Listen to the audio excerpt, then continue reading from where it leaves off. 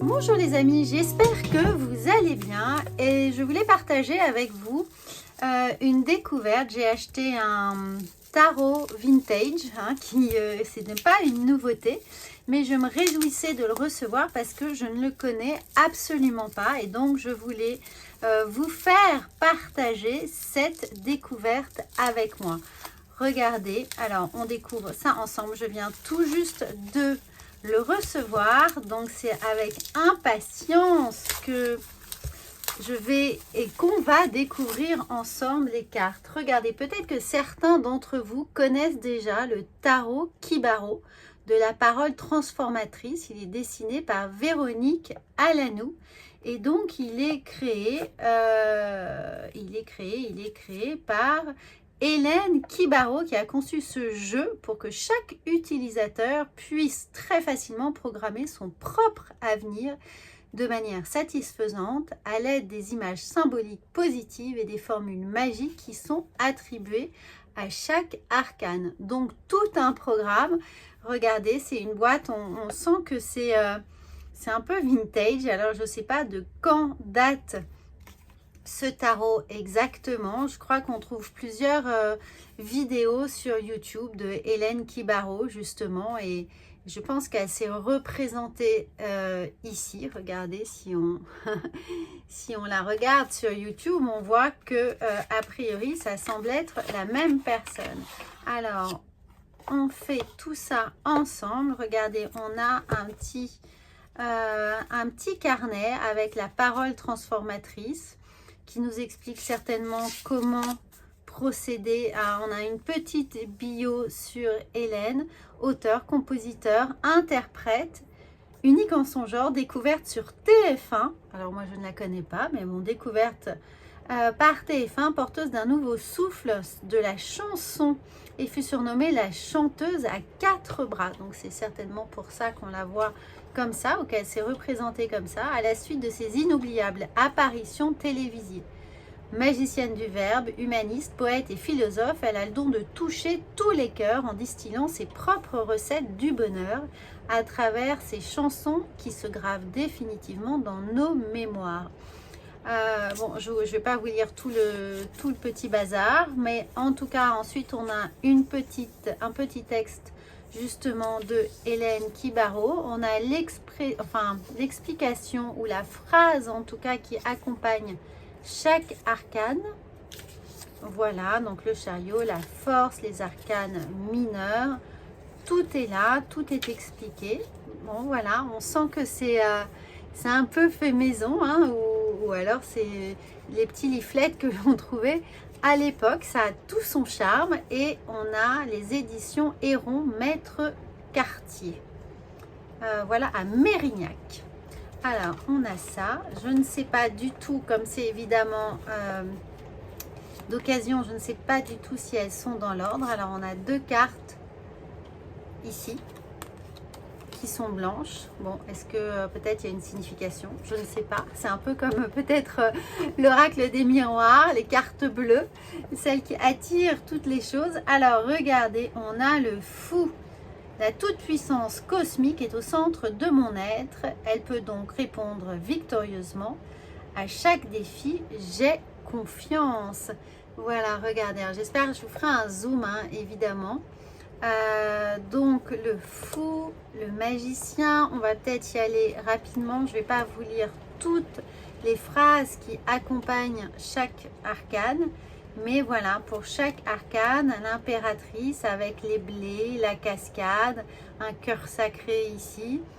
On comprend d'une certaine manière, avec toutes les petites phrases qui sont ici, qu'il y a un mantra finalement pour accompagner les tirages. Alors l'empereur, on a un peu l'impression de voir l'arche de Noé avec tous ces deniers, ces louis d'or qui sont là.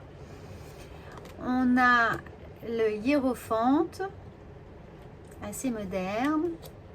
Les amants, donc c'est pas l'amoureux, ce sont les amants.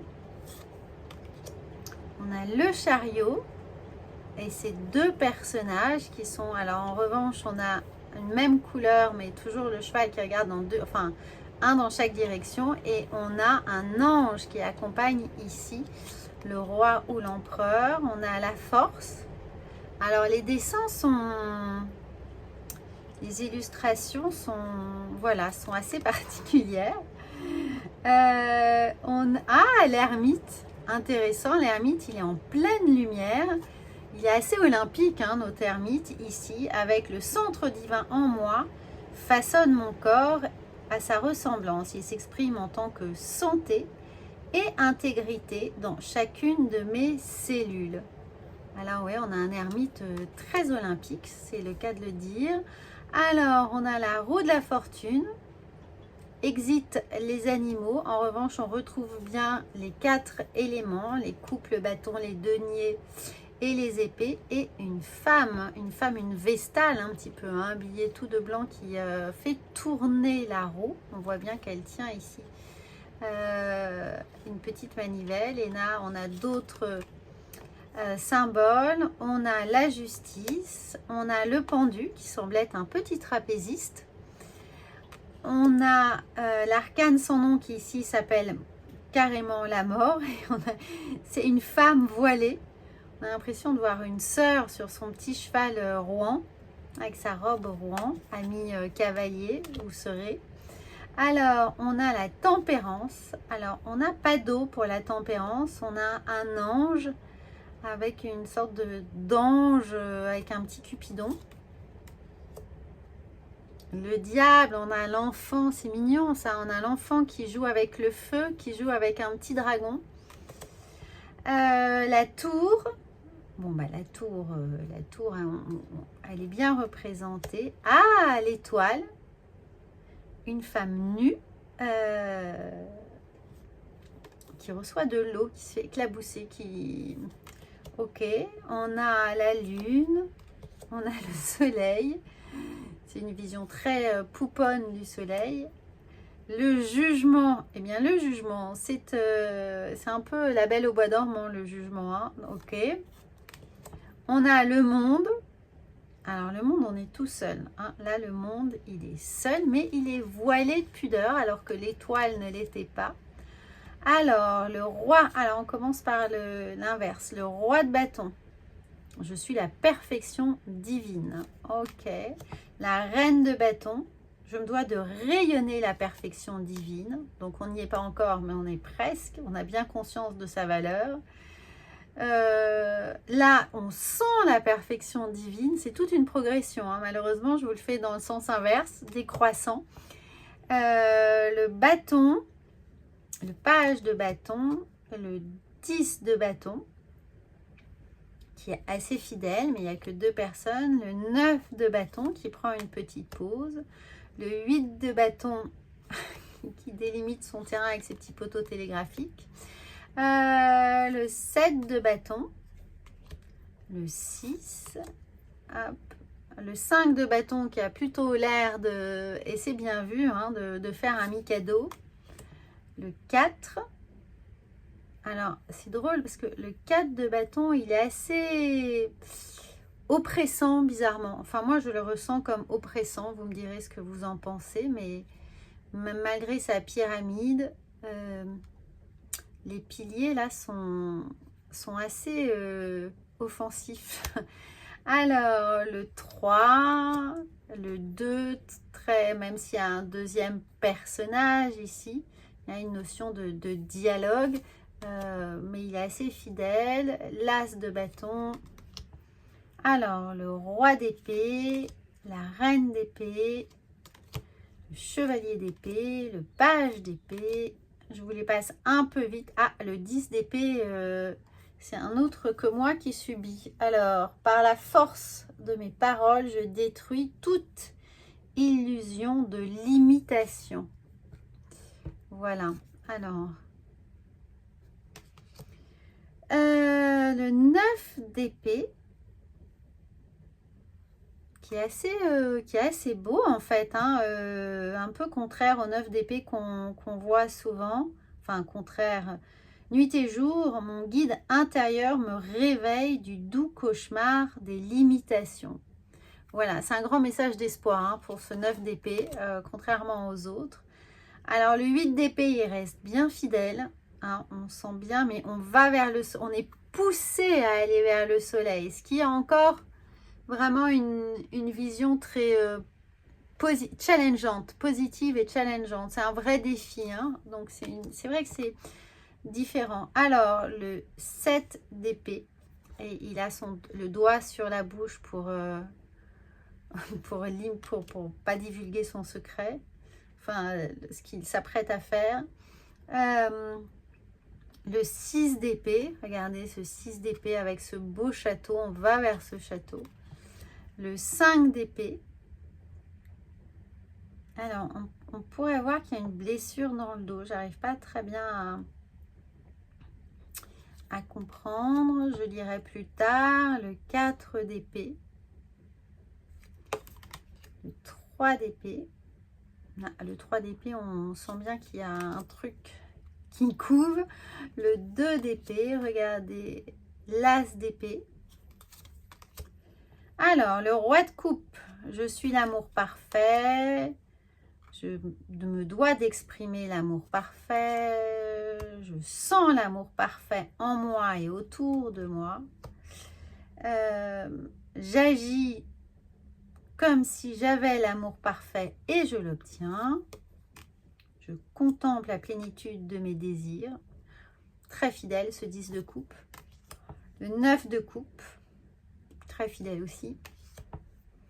Alors, je vous dis fidèle parce que, évidemment, on est tenté de comparer avec le Rider-Waite, mais d'une certaine manière, il s'en affranchit aussi pleinement et c'est là toute sa richesse.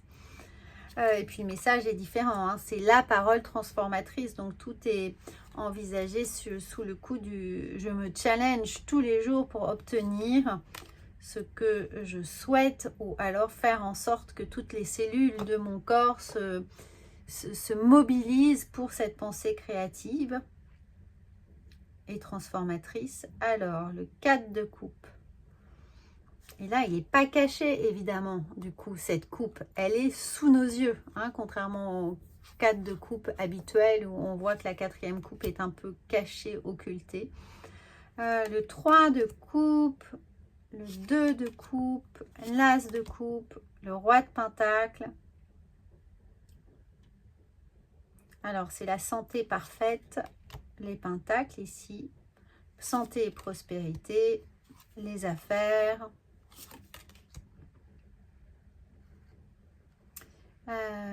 Le 10, j'obtiens la prospérité à tous les niveaux de ma vie. Hein, ce beau 10 de pentacle, le 9 de pentacle, ou le 8. Alors, je pense qu'il est effectivement assez intéressant si on a envie de tous les jours se tirer une carte, de définir quelque chose, si on n'est pas arrêté par les dessins, parce que parfois le dessin peut, ce côté un peu simple,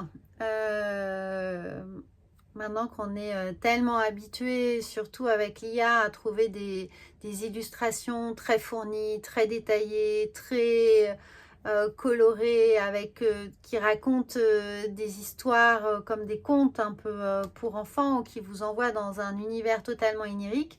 Ici, on est du coup à un retour à une véritable simplicité presque enfantine.